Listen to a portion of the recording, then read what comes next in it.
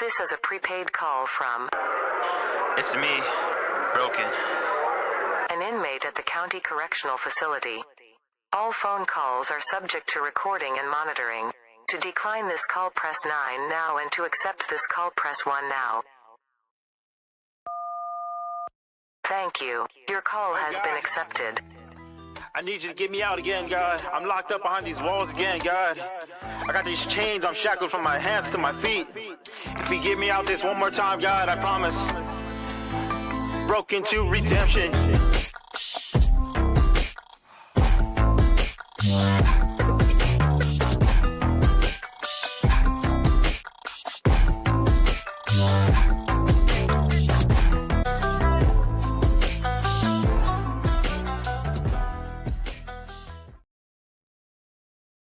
Yo, welcome back to another episode of Broken to Redemption podcast. Have my boy Brock coming in here, going to talk about his struggles of life, how he got out of it, and what he does now to stay out of it. Let's bring him in. Good morning, brother. Good morning. Good morning. How are you? I'm doing well. It's good to be here, man. I appreciate the opportunity. Of course, Appreciate of the course. opportunity. You want to tell us where you're from? I'm originally from Oklahoma City. I was born and raised there, but now I live in Texas. I moved to Texas about, I want to say, a little over 3 years ago. About probably 6 to 9 months after I got out of prison. So, little small town, quiet. Okay. So give us like a, because I got a lot. I got like 35 questions, right? So, but just, Okay. I know you wrote me a brief, but if you want to share like just a real quick brief of your life on like how it all started, where it took you, and how you got out. Okay. So I was raised in a Christian family. My father was a evangelist, a prison evangelist. Ever since I can remember, I remember seeing my dad preach in so many churches throughout the years. Around 12 years old, I started to kind of act up, I guess you would say, and I was pretty uncontrollable. I did a lot of things. I got kicked out of a Christian school. I don't know how many times in 1 year. And they sent me to a boys' home in Eufaula, Oklahoma. I was there for 4 or 5 years. And then at the age of 17, 18 years old, I just ran away from God completely. Just took off, did my own thing. And I caught about 28 felonies in between 18 years old and 19 years old. Did my first prison bid in the state of Oklahoma. I did almost 6 years the first time and got out. Then I was out for two or 3 years, something like that, maybe 2 years. Got married, had a son, and just slipped right back into doing dope, right back into the same things that I was doing before. And, caught a Fed charge for bank robberies. And while I was on the run from the feds, I committed another crime, another robbery in a hotel, which was a staged robbery. The manager of the hotel was a friend of mine, her and her husband, and they were actually hiding me from the feds because I couldn't get a hotel room without an ID, and they were checking everything. But so I was involved. They had already robbed money from the hotel, and they were broke. They were taking it out of the safe, not making bank drops. So they asked me to help stage a fake robbery, which I did, and the feds finally caught up with me. They caught me at a casino, and I went and did my Fed time, which was about 10 years. And right before I got out of the feds, I don't know if anybody knows the law on here. You probably know what I'm talking about when I say it, but I filed an IADA, which is a Interstate Agreement Detainers Act, on the hotel robbery. And because they hadn't arrested me yet on it, they hadn't taken me to the county on it, they hadn't done anything on it. So I filed pro se motion, and I never heard anything back, which, if you understand the IADA, the federal law states that the states who are in agreement with the IADA, it says that once you file that pro se motion, they have 180 days to come get you. convict you and bring you back to where you were, which I was in the feds, obviously. So they never came and got me. So I was thinking, well, the 180 days is up. They're not going to come file on me. And the day I walked out of federal prison, there was a transfer bus to take me back to Oklahoma County. There was so much corruptness in this whole case. I knew eventually that it would come out, but they have a thing in Oklahoma called OSCN. It's a website where it shows every court document that was sent to the courts. Well, all my documents were on there. The judge in my case actually sent a order to the DA's office to come get me from the prison, which they did not do. So when I got back, I had really good attorneys, super good attorneys, and they filed all the paperwork to dismiss the case because by federal law, if the 180 days is up and they don't come get me or do any of that, it's supposed to be dismissed with prejudice. Well, they had a different thing in mind. So the judge and DA were actually having an affair during my trial because they offered me 35 years. I told them no. This was for the hotel robbery. So my co-defendant, which was the manager, actually got up and testified against me after they gave her a 2-year deal. When originally she actually didn't lie to him. She told him that it was her plan and that it was a stage robbery. And so they gave her 2 years and sentenced me after a 2-day trial. The jury deliberated for 28 minutes and they gave me a 35 violent sentence. So my parole date was 2047. Well, I went through all my appeals and everything, my direct appeals, they got denied. And in 2022, I got a letter, I got some legal mail, and it was a picture of the judge in the Oklahoman, and it stated that the actual headline was the worst, best kept secret in Oklahoma County Courthouse. That was the headline on the paper. So, my attorney told me, hey, listen, don't get too excited. We're just the DA who was having an affair with this judge claimed sexual harassment. So I actually got a letter from Governor Stitt saying that they were going to do an independent investigation on whether or not it was sexual harassment or it was consensual. So I had to wait another probably 9 months. And after the investigation, it came out that it was consensual because the judge had kept all the emails. He had kept all the birthday cards, everything they had sent back and forth to each other. He'd kept it all.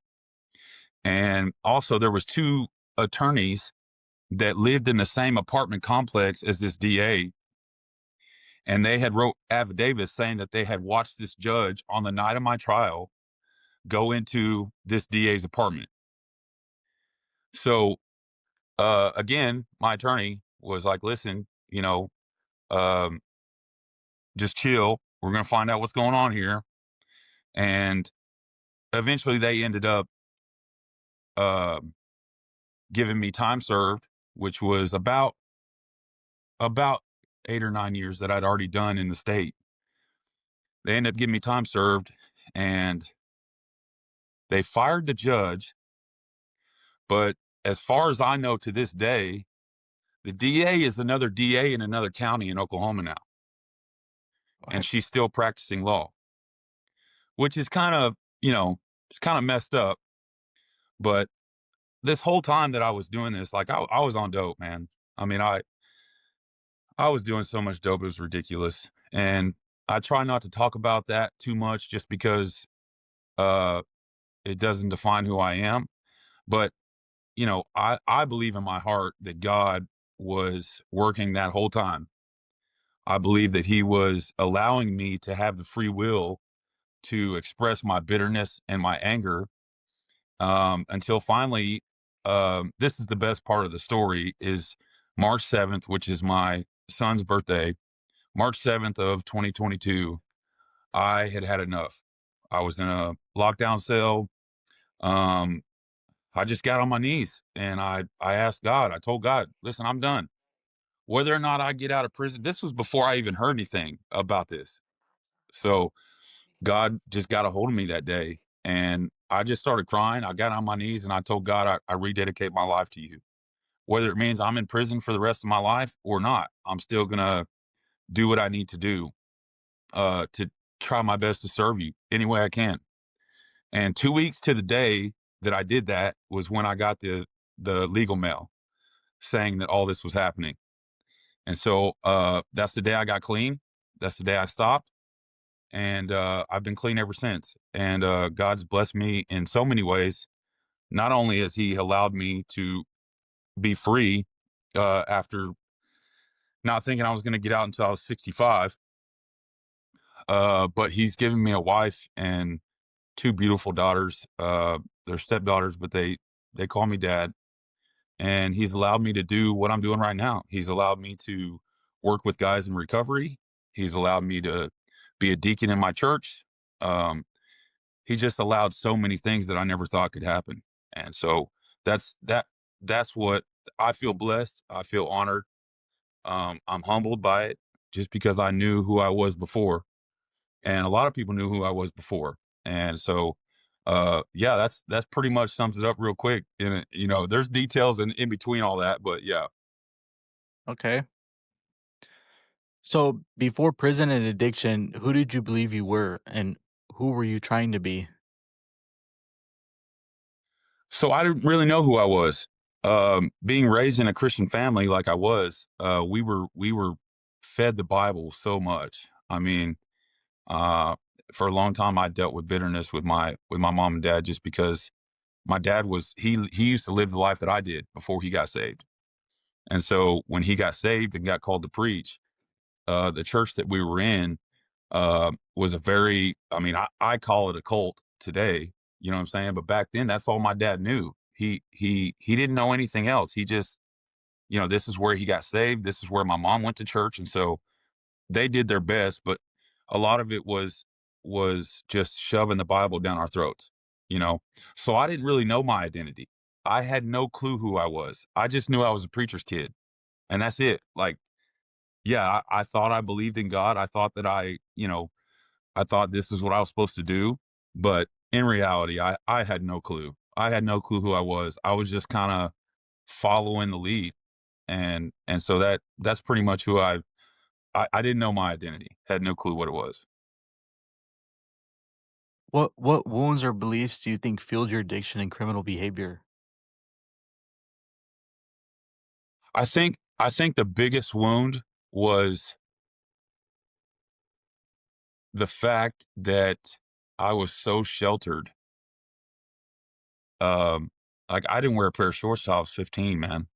That's what the church believed. Like I just did not know what was going to hit me.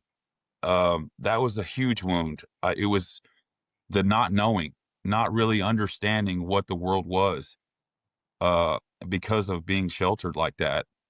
Um, Another wound was just I had so much bitterness and hate in my heart towards my parents, towards the people who taught my parents, that it began to fuel everything.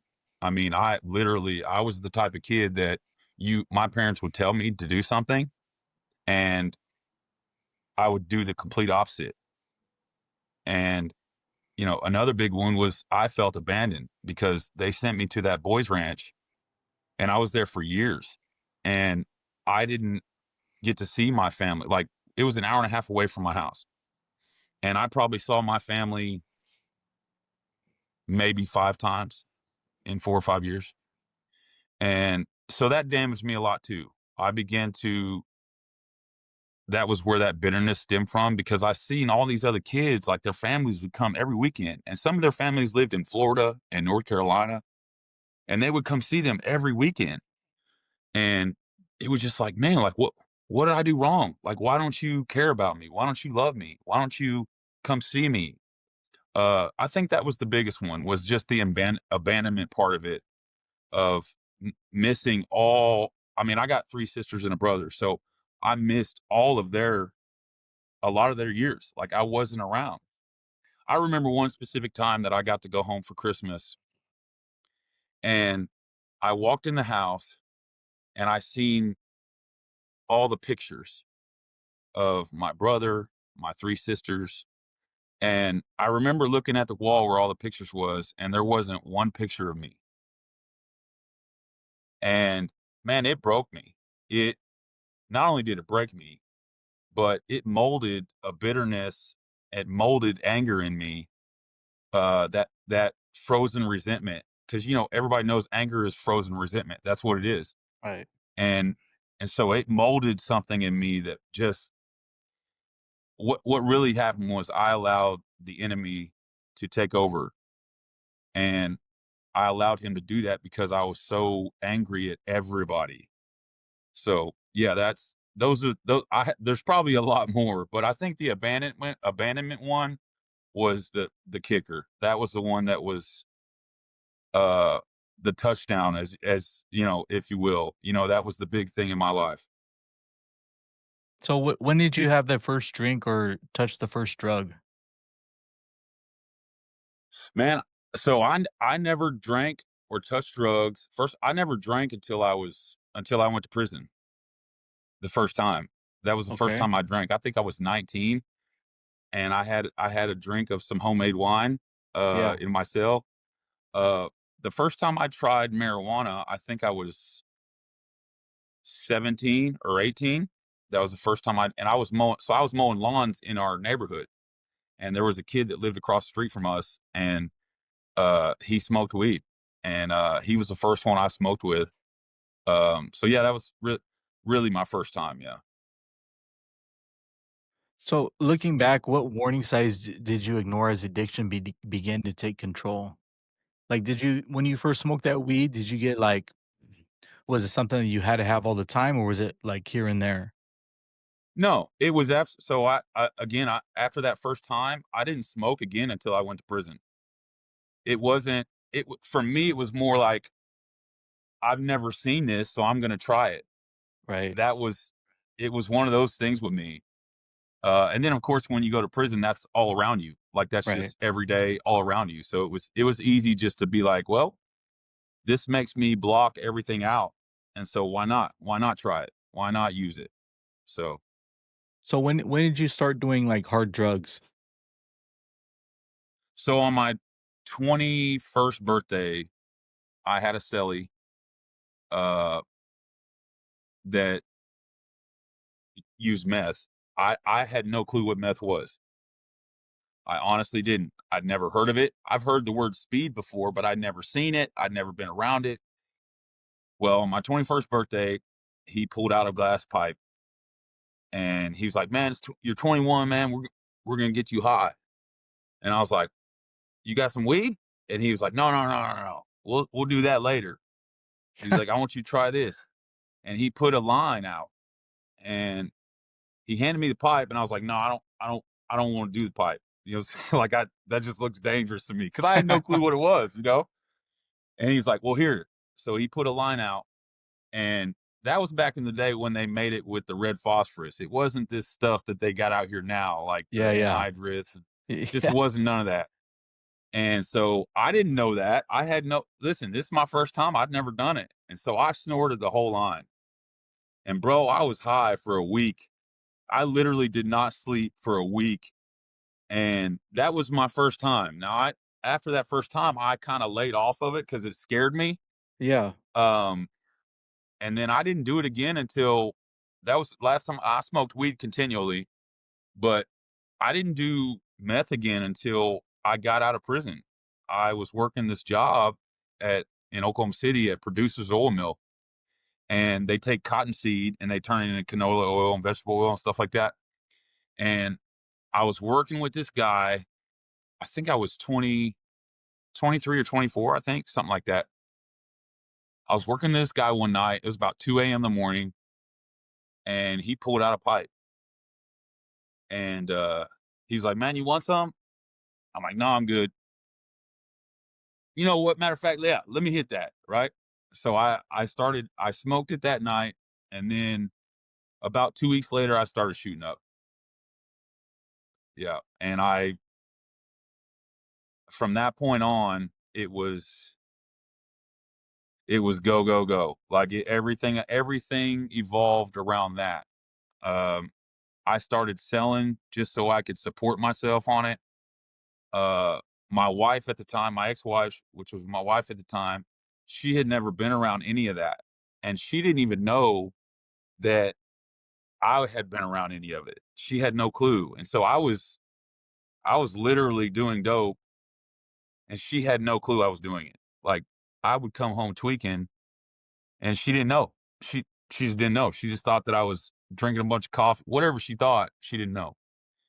And then it finally came to a head, man. Like, it got to a point where she knew something was going on, and she found one of my needles, or no, yeah, she found one of my needles and a pipe. I didn't really smoke it that much, man, but I used the pipe for hot rails. And so she found it, and then she realized what was going on. And I stopped for a while. I stopped for a little bit, and then probably I was clean for about 6 months. My son was born. I was working a job. I was doing everything I was supposed to be doing. But in my heart, I wasn't done. In my heart, I knew I wasn't done. Uh, I realize that now, but back then I had no clue. I was trying to mask the fact that I wasn't done. And I didn't know really how to express that. I didn't know how to express the fact that I wasn't done. I was so embarrassed by it that it was one of the things I just kept inside, and I wasn't done. And so I started back up again. I started shooting again, and she found out, and she separated. We separated. And the last time I remember seeing her was actually New Year's of 2010, I believe. Um, I was staying at a sober living house because she had separated and I got kicked out of the house. And which is crazy because at sober living house, there was more dope there than there was anywhere else. Yeah. Um, she brought my son. He was a year and a half year old, almost two. He was almost 2 years old. And I got to see him.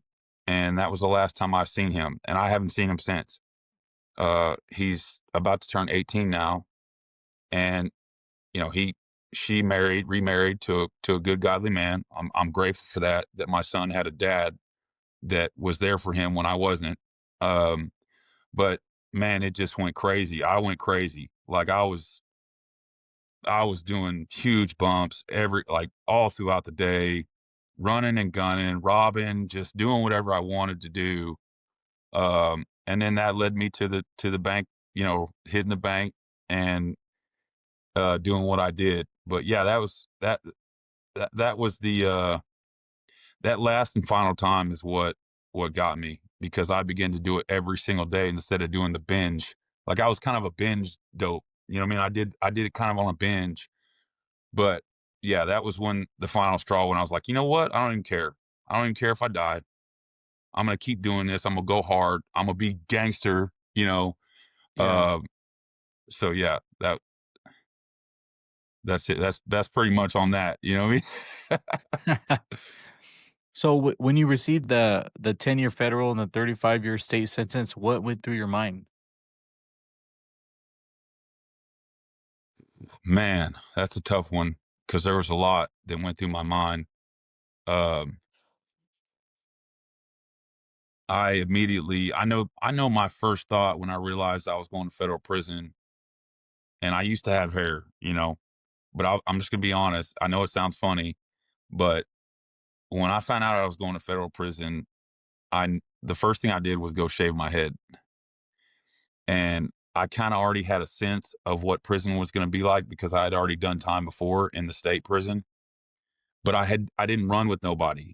And that was a tough bid, not doing that. Like, it just was. I went through a lot that first bid, and I was young. Of course, I was sheltered, so I didn't know anything about that stuff. And so that was a tough bid. I made it through. God allowed me to make it through that first one. But when I went to the feds, it was a whole nother story. It was a completely different story. I mean, they run in cars. If you're not tipped up, you sit in the state, you sit at a state table like your state, and immediately as soon as I got in the feds, I tipped up and started running with the crew. And honestly, it took everything away for a little bit. Like being linked with the crew that I was linked with, it kind of blocked everything else out. And because I had been by myself when I was young at that boys' home, it was easy for me to block out everybody. It was easy for me to be out of sight, out of mind. And so I immediately, man, I embraced it. I did. I embraced it more than well, I'm sure a lot of guys embrace it, but I embraced it, and it caused me to become a totally different person, as anybody would. But I stopped doing dope. I didn't do dope in the feds. I didn't do dope in the feds. Um, I smoked the occasional weed and stuff like that, but um, it was I to be honest with you, I loved the feds. When I was in there, I loved it. I was at USP Florence. There was a lot of respect there. There was a lot of, you know where you're at, so don't say nothing stupid. Don't do nothing stupid because you know what kind of people are there. So in return, it kind of taught me how to be a man, to be honest. It taught me how to grow up a little bit being around guys like that. Um, but I embraced it, man, and embraced it to the fullest. And it got me in a lot of trouble. I mean, I did a lot of things I shouldn't have in there. Um, but like I said, that just makes me who I am today. Like that type of being in that type of environment showed me how to be a man, even though it was kind of in the wrong way, but it allowed me to respect myself a lot more. And so I can honestly say I grew up in prison. As far as mindset goes and heart goes, that's where I grew up. That's where I learned. So, how did facing your own accountability change the way you saw yourself? Man, this is going to sound crazy too, but being in a gang helped me face my own accountability. It allowed me to be accountable with myself. Um, I practiced true while I was in there, and you know, being around those guys and learning things, uh, God allowed me to have the free will to do that, even though it wasn't the right and correct thing to do at the time. Um, but it allowed me to be more accountable. It really did, man. Like I became OCD, you know, like it literally made me OCD. In what I wore, how I dressed, how my clothes looked, if they were ironed or not. Like the small things like that just taught me how to be more accountable for the things that I said and did. And so yeah, I mean, it opened up my mind, and I realized that hey, at some point, even though I'm in prison, at some point I need to get my head right. And I stopped doing those things. Yeah, of course I was still tipped up. I was in a gang, but I stopped doing the drugs. I stopped um messing around with the weed. It was constant workouts. I mean, I worked out a ton. Um and I saw myself transforming as far as the outward appearance. But I knew in the back of my head that I still hadn't held myself accountable with God. And I was battling that, and it was a battle. It was a battle, and I didn't do it yet. I still didn't do it. Even when I left the feds, I went into the state. Man, I went into the state full fledged because the people that I ran with in the feds, they weren't in Oklahoma State prison. Like those guys weren't in there. There was different people in there, and so um, I had to pull out the old me for a little bit. I had to I had to make sure I stood on what I stood on. And even though there wasn't a lot of respect in the state prison, and especially in Oklahoma, there's really not. It's just kind of a free for all. I mean, you can go in there and say, "Oh yeah, I'm a Wood. I'm gonna do this, and I'm gonna run with y'all." But nowadays, it's all about the money, man. Like if you come in there and you got a case or whatever, however you come in there, if you got money, they'll put a patch on you, and it's just it's not. I just wasn't into that. I had grown so much in the feds that when I went to state yard, I seen it. I Yeah. observed it. I was like, man, this is crazy. Like I don't want any part of that. Right. And so uh I just ran solo in the state, really. In the state of Oklahoma, you can do that. I did what I wanted to. And if people had issues with that, I think there's actually a picture online where I got a huge black eye and, you know, I was just standing on my own. That's really what it was. I had to stand on my own in there. But I started doing drugs again. I started getting high. And I did that up until March 7th, 2022. And that's when I became accountable to God. And what's such the blessing part of it, the cool part about it, all that is that I wasn't even looking. Like in my mind, I wasn't even thinking about being accountable to God. I had so much going on uh, that that night in the cell, God just broke me out of nowhere. It came out of nowhere. Like I was literally sitting on my bunk talking to my cellie with dope on the desk, weed on the desk, cigarettes on the desk, sitting there talking, chopping it up. And it was like God just slapped me in the back of the head and was like, no, we ain't doing this no more. And I'm so grateful for that, man. I'm so grateful for that because it let me know that my heart was still open to hear what he said. Even though I was living in all that and I was still acting like I was, it allowed my heart to be open so I could hear him. And I did hear him. And that's what changed it. That's what changed the whole accountability thing.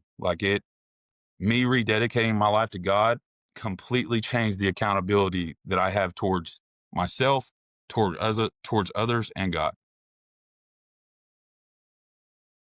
So what does surrender actually look like when you're sitting in a prison cell?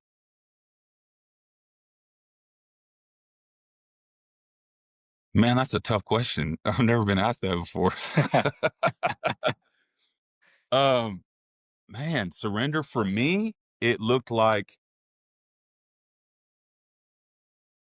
I told my cellie that I didn't want to have anything to do with what was going on anymore. Um, I had spent money out of my own pocket for the hustle. And I didn't even care about the hustle anymore. I think what surrender boiled down to for me was I was ready to die. That's what it was. I got to a point in my heart and my mind where I literally told myself, you know what? I don't even care. I'm just done. I'm just done. If I die, I die. I was ready to die at that moment. Not like, I'm not talking about suicide or nothing like that. I'm talking about I was ready to just completely give myself whatever happened after that. I didn't care. I didn't care what happened, but I was ready to die and get rid of everything that was causing me to feel the way I was feeling. Um, So and it was very humbling. sort of like a negative surrender, right? Because you can surrender in so many Yeah, ways, right? You can surrender it to God, or you can surrender it to your circumstances and just live the way everybody else around you is living, right? you're absolutely right. That's exactly what it is. Man, it's kind of hard to explain unless you felt it. Um, but it literally came down to, hey, listen, you pray every night that God will restore a relationship with you and your son. You pray every night that God will restore a relationship between you and your family.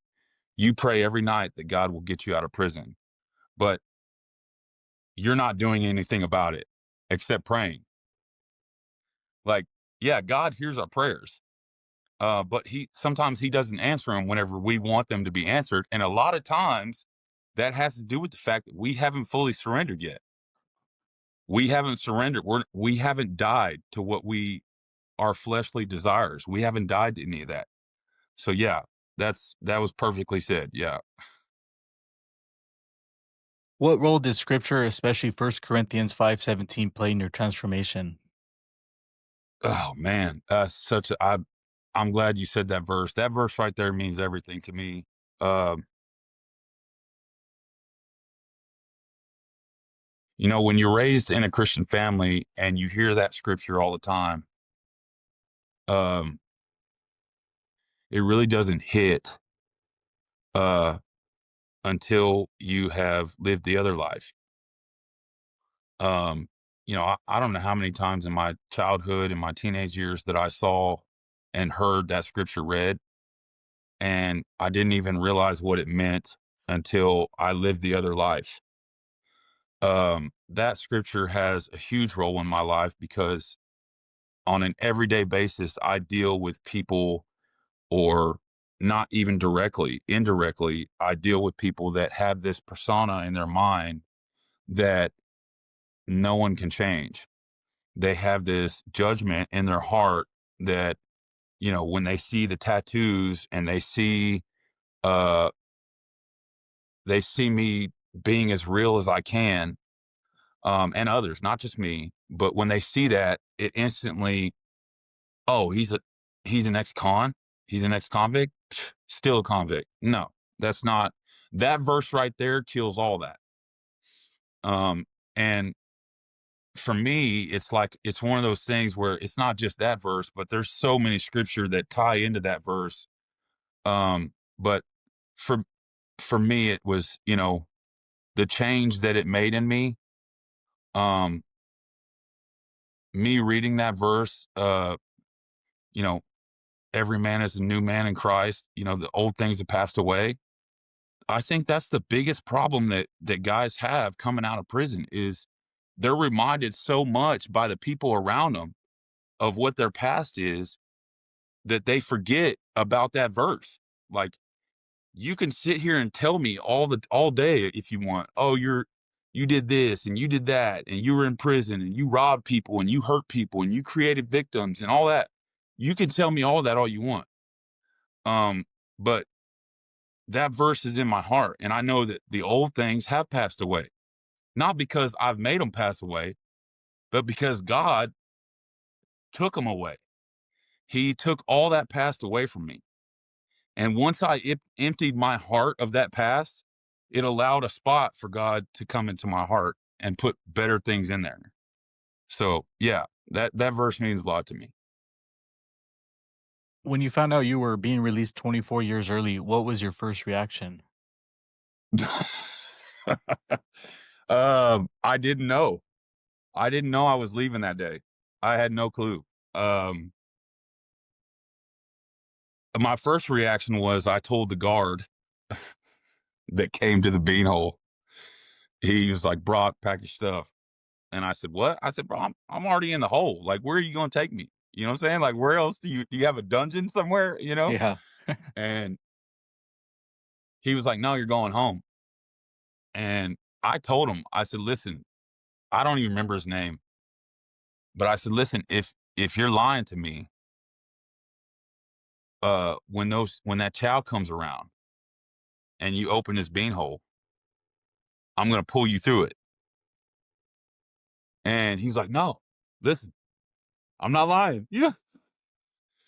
Uh, I mean, my first reaction was that, but immediately after that, I broke down and I gave thanks to God because He's the only one that could have done it. Um, God moves mountains, man, and He does the impossible, and that's exactly what He did in my life. So I give all the glory to Him for it. It was nothing that, yeah, my attorneys did a lot of stuff, but He used them to do that. It wasn't their knowledge, it wasn't their skill that did anything. It was God giving them the wisdom and knowledge to know what to say and how to represent me. So in all actuality, it was God representing me. It was God standing up and saying, "No, I'm not done with this dude yet. So this is what I'm going to do for him." So all glory to Him. That was really my reaction. Yeah. So how do you stay grounded knowing your release wasn't earned but given by grace? I tell myself every single day, every morning, I tell myself that this was God's gift. It wasn't anything I did. I thank him for the breath that he gives me. Every morning I try to give him thanks. Um, how I stay grounded is my support system, really. I have a group of guys, well, some of them on TikTok, but I also have guys that I met before I even got a TikTok, that are business owners in Abilene, Texas. There's a group that I work with sometimes, called Men of Nehemiah, and they're based out of Abilene too. It's a recovery center, and I went there for the first 3 months when I got out of prison. Now it's a year-long program, but excuse me, I was already clean. I had been clean a year before I got out. So my main concern was I needed somewhere where I could re-enter society the right way. And they allowed me to be there 3 months. And uh, seeing those guys come in off the streets and, um, you know, withdrawing off whatever, that kept my mind having the right perspective on what God had done for me.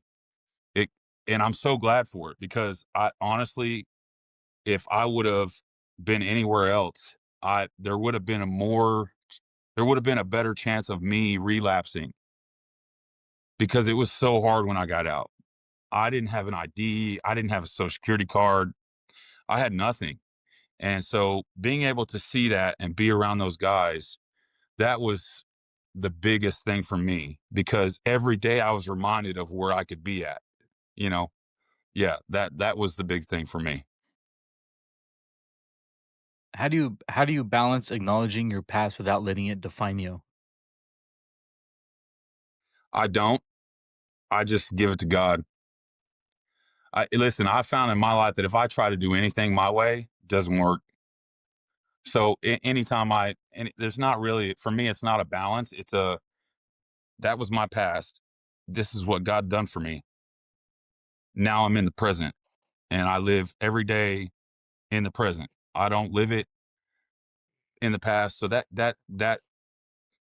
it's not really. I don't call it a balance. I know it's just a question, but I don't call it a balance. I call it a Mhm. win because um, every day that I'm alive is a win. That's a win for me. Uh, and it's and I wish I can't say I wish. I I believe that if every person who has been in my position, and yours, and anybody who has dealt with stuff that we dealt with, I believe that if they keep God first, He balances out everything. So yeah, that's my mindset when it comes to that. How has your understanding of manhood changed through faith and discipline? Believe it or not, I watched my dad for so long, um, and I got to see my dad. Um, I got to spend the last 9 months of his life with him, um, there in Abilene, before he passed and went to heaven. But I get most of my instructions from the Word, man. Um, but my dad really, seeing how my dad carried himself, um, it's implanted in me. And it's crazy because I never thought that it was.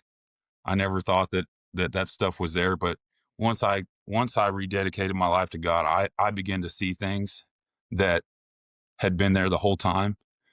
And I try to do my best to follow the example of the things that I remember. What would you say to someone still trapped in an addiction or prison right now? Um, in addiction, I would say if you ain't ready, don't tell yourself you are, because all you're going to do is cause more pain.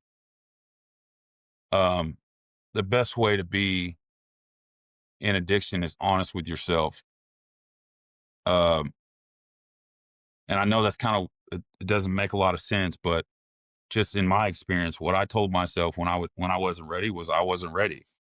Anytime somebody talked about it, I'd be honest, like, look, dude, I'm going to go shoot some dope right now. So what? At least I'm being real with myself. I'm not sitting up here saying, oh yeah, drugs are bad. Yeah, this is, you shouldn't do that. No, I was completely and brutally honest, sometimes to a point where people hated me for it. As far as God is concerned, or as far as prison is concerned, I would say never lose hope. A lot of people say that have never been to prison, and people don't take it like that.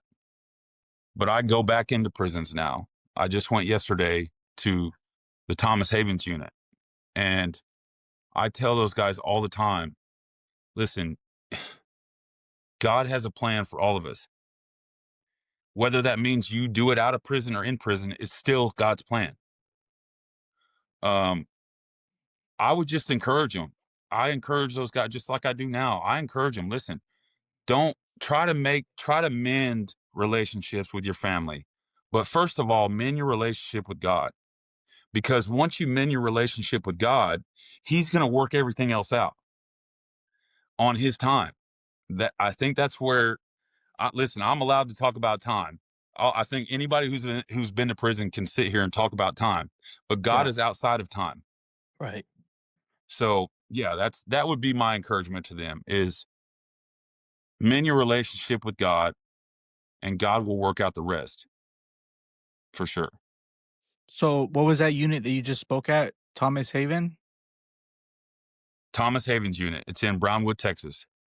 Don't you have So that's don't you have something going on there too? Like something you're hoping to build? yes, Go ahead and speak on that. yes. So about 3 months ago, no, about 3 months ago, I was invited to go into the prison through the Jubilee Ministry. It's Jubilee Prison Ministry. And what they do is every 6 months they take 3 days, and a bunch of guys go in there, and we spend 3 days with 40 inmates. Well, when I was there for the first time, I got to share my testimony, and Major Miller, who is the major there at the prison, heard my testimony and me talking about dog programs.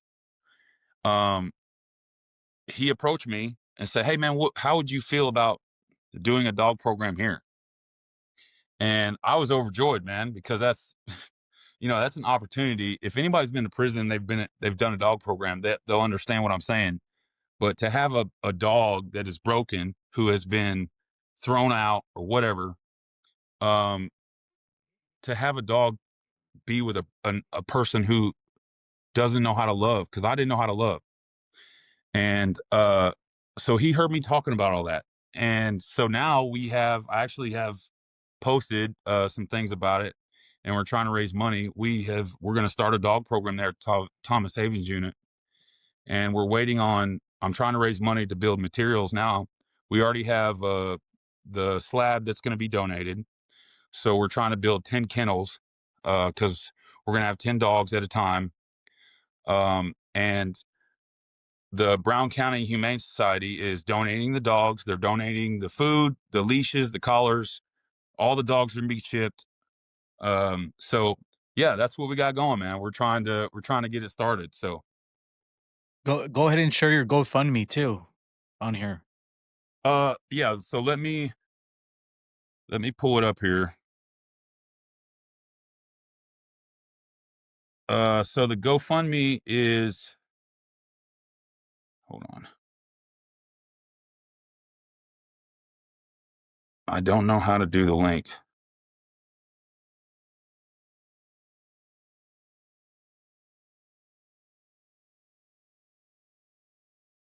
Let me look at one of my videos. Hold on. Okay. Sorry. And then worst case, you can always send me like a screenshot of it, and then I can put it in here too. Okay. Let me see. A bunch of the guys from Kingdom Connection, and there was $100 on there when I got on, and we had several people while we were on the live, and I wasn't even getting on the live for that. I was just getting on there to talk, hang out. And Shane, Soda Pop Shane, got on there and was like, hey, we need to just keep raising money. So we raised another $135 last night. Nice. So as of right now, we're at $735. A friend of mine sent me a $500 Home Depot card. So we're at 735. We're trying to raise 2,000. So 2,000 will build 10 kennels, and each kennel will have, a heating lamp in it with, a doghouse and some hay. We're going to put hay in there and stuff. And these guys are going to be able to take these dogs. Like, the dogs won't even be in the kennels that much. They're going to allow these guys to take the dogs in with them inside, in their dormitories, so they can spend almost 24 hours a day with them. And there's a lady that does dog programs here in Texas in the prisons. We're working on trying to get her on board with us, because she's kind of the director of the dog program, to where she can come down and teach the guys how to train the dogs. Okay. Not only that, but it's going to be an 8-week course. Once these guys have completed the course, we're going to give their families an opportunity to adopt the dogs, so that when these guys get out, they can be reunited with them. Hell yeah. So it's going to be cool. Yeah, it's going to be pretty cool. I'm a dog lover. Me too. Listen, I have a pit mastiff sitting over here in the chair right now. She's a little over a year old, and she's already 90 pounds. So Damn. I'm a huge dog lover. I advocate for them, man. I love dogs. If I could adopt all of them, I would. But Me too. I Me just think too. it's important that these guys who are in there, I think it's important that we teach them how to love again, because I had to learn that. I had to learn how to love. I had to learn to love myself, but I also had to learn how to love others. More importantly, I had to learn how to love others. And just FYI, reading the book of John will teach you how to love. If you read the book of John, read it over and over again. I try to read out of John every day, because we all know that John was the beloved apostle. That was Jesus always called John the one who I love. And so when I read John, it teaches me, man, it's really good. The hardest of hearts. If you read John, man, it'll break you. It'll break you. So I encourage people to do that. But that's the purpose of this dog program. It involves saving these dogs. So I actually went down to the Brown Humane Society, and talked to the president, and he was telling me that at that time they had 130 dogs there, and each of them had their own cage, but they were actually 30 dogs over what they're supposed to normally have. So, he told me that they were calling him, trying to, because he needed to euthanize 30 dogs. Oh shit. And he was so excited about this. You could almost see, the little tear coming out, because it was like, now he doesn't have to euthanize those dogs. He can give them, and they serve a better purpose than what anybody thought they would. So we're excited about it, man. I ask everybody to pray about it. Just keep it on your prayers. And if you can donate, you'll have the link up. We're not asking for, I understand people are going through hard times, and stuff like that. So we're not trying to take anybody's money, but if you guys can donate 20, 40, it doesn't matter. We have a little bit to raise this. So we just want to put that out there. And I appreciate you letting me talk about it, man. That's awesome. Yeah, of course. I think it's amazing. I think it's great. I think there needs to be more programs like that. Because For sure. we've both been there, and like we're sitting in a cell with no purpose, right? Like we're gonna get in trouble. And Yeah. like having something to look after, a dog, you're bonding with the dog, you're less likely to go get in trouble, right? Yeah. Like nobody cares about working Well, in and the also, kitchen, and nobody cares about working on the yeah, yard, right? You're gonna have a dog yeah, that's your dog that you're gonna train and you're gonna build that bond with, right? Nothing's gonna take that away, yeah, right? yeah. Well, and it's cool too, because the guys that are going to be doing the program, just like I was vetted. Like before I could get in the program, they vetted me. And when they found out that I was a a gang member, because I did this in the state prison, not in the feds, but because it's on my jacket, and when they found out, the only reason that I got in was because the gang that I was affiliated with was not in the state of Oklahoma. So, that was that was the thing for me. It was like, man, and all the homies, you know what I'm saying? When I left the feds, all the homeboys I had, they knew I was done. I mean, I'd done it for so long, and I had a chance and opportunity to get out, and it wasn't one of them things. Oh, blood in, blood. No, bro, it's not it's not what it was about. And they were very understanding, more encouraging than I actually thought they would be. Uh, but they knew my heart. They knew I wasn't a cold blooded person. I had to adapt and do the things that I did, because I felt like that's what I needed to do. But all these guys that are going to be doing this program, they're vetted. You know what I'm saying? They go through their jacket, and they make sure that they're serious about it, because we don't want to put a dog with some guy who's going to be hateful and you know do that. So it'll be a Right. vetted thing. I think there was a couple questions on TikTok before about that. Oh, so you're going to lock the dogs up because no, that's not. Listen, that's not what this is about. I would rather a dog have, a kennel to stay in at night, and a dormitory to stay in with their friend, their human friend, than that dog be somewhere on the road and Right. cold and no food. You know what I'm saying? Like, it has nothing to do with locking dogs up. It has everything to do with the fact that maybe, just maybe, if we can get one of these guys to break down and know what love is, then Christ can be in his heart. If he sees that showing a dog love and that dog shows him love back, maybe that will just open his heart a little bit to where he can see that God wants to love him. God does love him. So, yeah, that's sorry. So yeah, that's the big thing for us. I like that. How can faith communities better support people coming out of incarceration? So me and my wife actually want to start a program eventually. We want to buy some land and kind of put a ranch out there. I think the biggest thing is that I experienced was it was so hard to enter back into society, knowing in the back of my mind that literally everyone was against me. Like every, and I'm not talking bad about people. I'm just saying, I think people need to realize that just because you are not or have ever been to prison, you still have a past. People just don't know about it. Right. And I think if more people realize that and were honest with themselves about that, that it would kind of break the barriers of guys coming out needing help, needing a program, or needing a job, or uh, a place to stay, whatever. I think that would break the barrier. I was just so hard headed that I didn't care what people thought about me.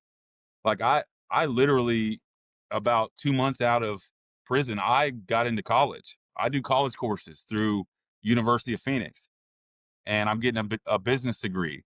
So when I was talking to the lady at the college, she was like, "Well, where'd you live?" Asking me questions. I said, "Well, I lived in prison. Do you need the address?"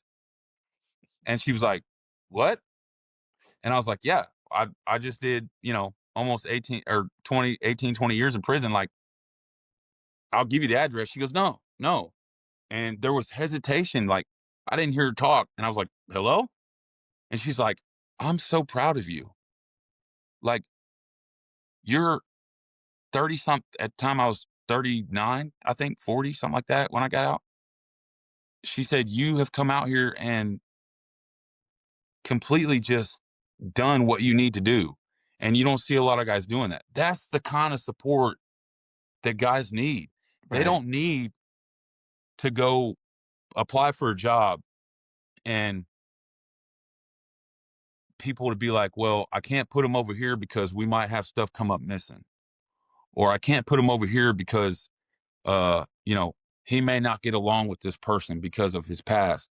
Right. I just feel like you're just setting them up for failure. Yep. You're setting people up for failure. We already have to deal with so many struggles coming out that for us to have struggles added on because of people's opinions or actions toward us, I mean, it's kind of like probation. You know, I never took probation for anything, just because I knew that it was a setup for failure. And that's how I feel about probation and parole. I just do. Now there's guys that can get out and there's guys, sorry, It's all there's right. guys that can get out and do probation and do just fine. But it's one of those things that, oh, sorry guys. It's one of those things where you're set up for failure already. And that's how I feel about it. That's just what it is. Like, listen, I know for a fact that if you do federal fed time and you get probation, which I think now they automatically give you probation. First of all, they want you to go UA. You're on a color code system. So you have to call every single day and see if your color's up.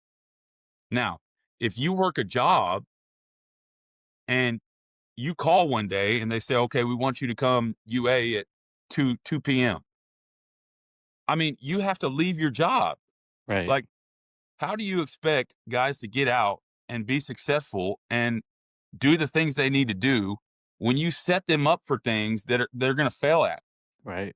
And I guarantee you, if you ask a probation officer that's going to be honest, they will tell you that probably over 50% of the guys that are on probation go back because they couldn't make it to a UA because of their job, or they couldn't get a vehicle and the bus was late, you know what I'm saying, coming to the bus stop. Like, there's a lot of that, man. Right. And so that's just, for me, that's the biggest thing. Like, I'm not telling you to, you know, when you see a guy that come out of prison, to move him into your house. That's not what I'm saying. I'm saying that if you continue to put stumbling blocks in people's way, because of how you think or because of what your assumptions are, that's a roadblock. You're preventing somebody. You're not giving them any grace. And that's what a lot of guys need. They just need some grace. They just need a chance to prove themselves and to have a better life. So yeah. What do you hope listeners take away from your testimony? Man, I hope that everybody takes away the fact that God saved me. That's the number one thing, is that I wouldn't be here without God. I wouldn't be able to do what I do if it wasn't for God. I pray that people will see the God in me instead of me having to talk about it. I would rather you see him in me than me have to sit there and convince you that he is. And so I hope that people see that, and I hope that people see my testimony as not a hinder. It's not a hindrance to me. But God gave me my testimony for a reason. And hopefully, and I pray that if somebody listens to this and they're going through any of this stuff, even families that are not in prison, that have people in prison, I just pray that they will see enough God in me to where they will be like, okay, I know God can handle this problem. I know God can take this burden off my shoulders and make me a better person. And that's really what I want to see.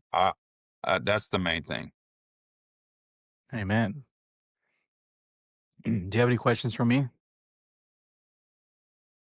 No, man, I just want to thank you, honestly. Not just for allowing me on here, but I was watching some of your videos on YouTube this morning, and it's good to see somebody who has been where we've been, start a podcast because that's what God called you to do, and allow guys to get on here and have real talks about what we go through.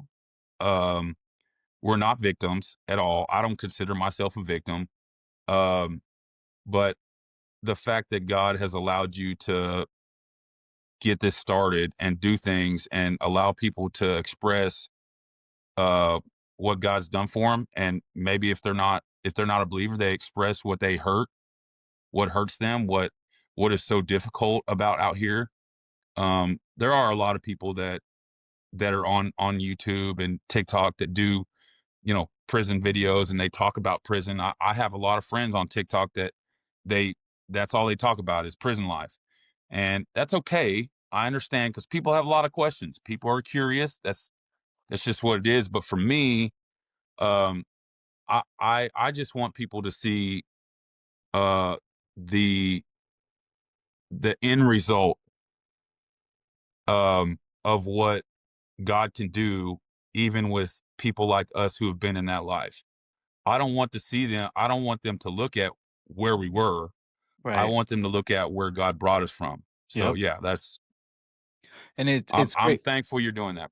Thank you. So it's crazy. I started this thing out as a motivational speaker, right? I go to rehabs, I speak to the clients about changing their lives, and I wanted to talk to kids, right? Well, God opened the door for me to go speak at a junior high school this month.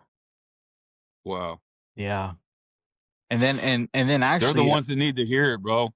yeah, they need to hear it, right? And it's Yeah. funny. I met this ministry on here. It's called Felons for Christ Ministries. I don't know if you follow them or not. I follow it.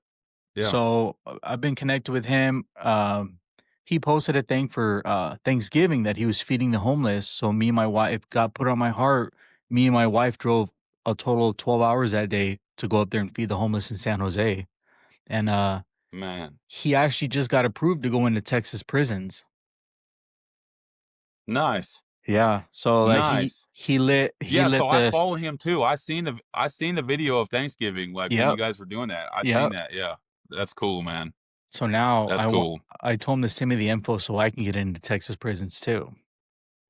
Dude, that'd be awesome. Yeah. So if it's an easier way to get in there is go through Jubilee Ministries.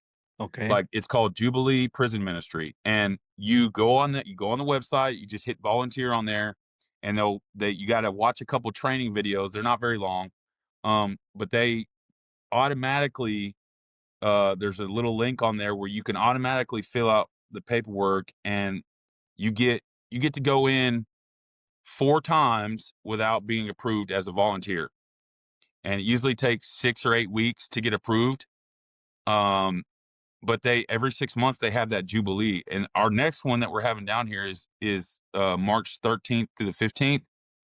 And bro, I would listen, if you want to come down and you want to hop on there and get approved, bro, you're welcome to come down, bro. We can I'll get you the information, Okay. and you can go in, bro. You're gonna love it. I mean, we give these guys like street food. They Yeah. get to eat street food, like donuts for breakfast, and fried chicken and pizza. Like, the good thing about it is that the men that go in, we get to stand up and we get to share with these guys, and then we get to hear some of their testimonies as well about how God's changed them. And then the end result is, the next week on a Sunday, it's called the fourth day. We go back in and they get to stand up and they get to say how God touched them or how God moved in their life. And I'm gonna tell you right now, I'm not a big crying person, but bro, it'll bring you to your knees just hearing some of that stuff. So Well, I bet. yeah, for sure. Come on down. Okay. This year I'm gonna go nonprofit, like, because I do a lot of outreach, right? Podcast, and I now I have like a whole circuit of speakers that I brought on, right? Because like I was doing Okay. AA, but I couldn't connect, right? I hung around 3 Yeah. years, couldn't connect, Yeah. but it doesn't mean that I can't stay sober, right? So now with my Yeah. circuit speakers, I bring people different types of recovery, right? Like I Yeah. have me that's an AA based. I have people in AA, NA, people that just have Jesus, and people who did it on their own, right? So I bring this to Yeah. them, but I always tell them, you work the 12 steps. If you connect, fabulous. If Yeah. not, there's still Yeah. ways to be sober. Yeah. So this year I'm gonna hopefully go nonprofit, God willing, and I'm able to get the resources to help a lot of people. Yeah. No, I agree with the NA and AA. So I worked the 12 steps. I did, I did all that stuff, and I'm like you. My connection was more with the scriptures and the word than it was that stuff. And I tell the guys too, listen, if you need to work it, you need to work those steps, you need to work those programs, because how's it going to hurt you? It's not going to hurt you in Right. any No. way by doing it. I'm for them. It didn't work out for me. Like, it wasn't my thing. But it did help me. Like, one of the biggest things that helped me when I did those was the making it right with people. Like, um, being able to write down who I hurt, and write down the names. Like, that was a big thing for me. It helped me. But I'm like you, I just didn't connect with it fully like I do with the scriptures and with praying to God, and my relationship with God. So yeah, for sure. You have any questions for me? No, man, you're No. doing an awesome job, bro. I hope you keep doing what you're doing, man. I hope course. you get as many guys on here as you can. That's a good thing. That's a good thing. Amen. Thank you so much for coming on. All right, thank you for having me, man. Yeah, we'll stay in touch. Yeah, for sure, for All right, sure. brother. Have a blessed day. All right, brother. All right. You too. Bye.